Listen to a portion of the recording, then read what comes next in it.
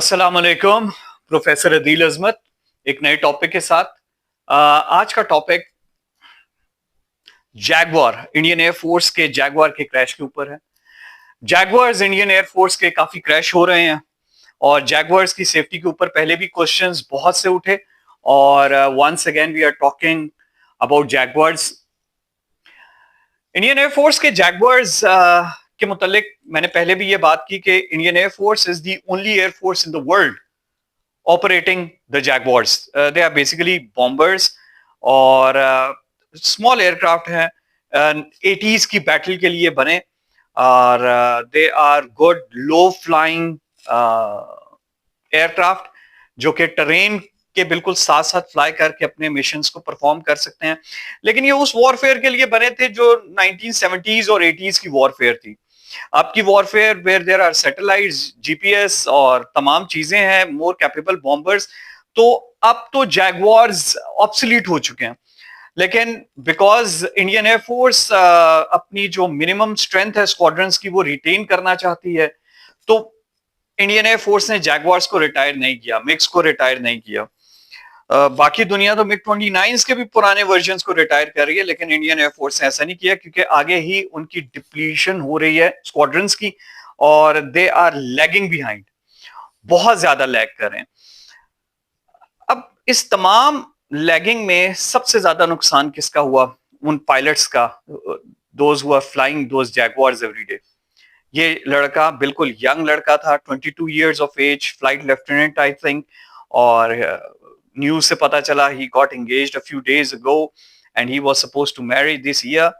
तो एक जब भी कोई एविएटर चाहे किसी भी मुल्क का हो, young aviator, love of flying, thrill of flying machines, जब भी कोई एविएटर इस तरीके से he loses his life because of a faulty machine, you feel sad. You feel sad.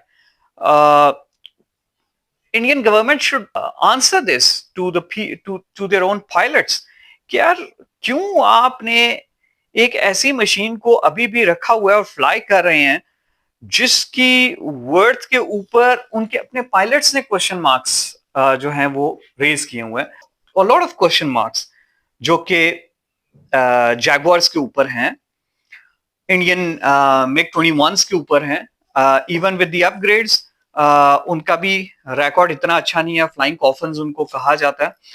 तो माय से ऑन दिस इज दैट कि ये इनजस्टिस है, यंग पायलट्स के साथ इनजस्टिस है कि उनको ऐसी फॉल्टी मशीन सिर्फ इसलिए दे दी जाए कि आपके स्क्वाड्रंस जो हैं वो डिप्लीट हो जाएंगे, आपके स्क्वाड्रंस कम हो जाएंगे, आपके वर्दी एयरक्राफ्ट एयर वर्दी हो ना हो, you have to keep them flying ताकि आप एक मिनिमम डिटरेंट रखें मुल्कों के खिलाफ। आप अपनी पॉलिसीज को चेंज करें, make more friends than enemies.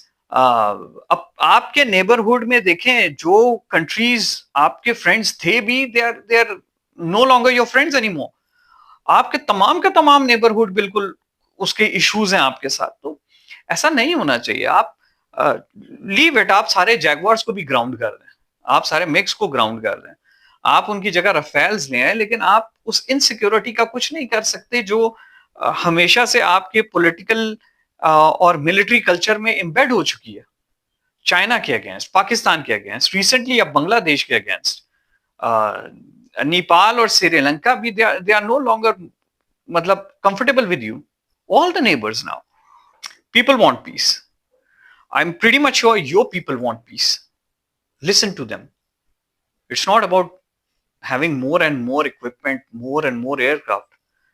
Detailed video on Jaguars will be coming soon. Like, subscribe and support Professor Adil Azmat. Thank you.